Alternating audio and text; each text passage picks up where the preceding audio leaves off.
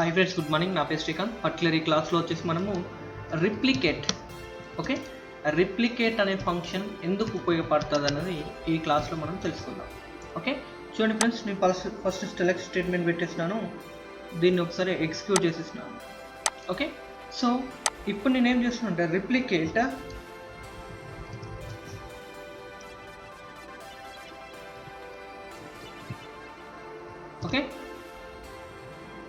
Replicate so నాకు ఎన్నిసార్లు repeat కావాలి ఈ యొక్క లక్ష్మి అనే నేమ్ అనేది నాకు ఒక 5 times రిపీట్ కావాలా అనుకున్నప్పుడు ఒకసారి దీన్ని కనుక మనం ఎగ్జిక్యూట్ చేసేసినామైతే ఈ యొక్క నేమ్ అనేది 5 times రిపీట్ అవుతుంది. ఈ మధ్యలో స్పేసెస్ కావాలంటే ఈ సింగిల్ కోర్స్ మధ్యలో స్పేసెస్ ఇచ్చేసినట్లయితే మీకు ఆటోమేటిక్గా స్పేసెస్ అనేవి యాడ్ అవుతాయి. చూడండి, 1 2 3 4 5 ఈ విధంగా మీరు ఎన్ని టైమ్స్ అంటే అన్ని టైమ్స్ అనేది రిప్లికేట్ చేయవచ్చు.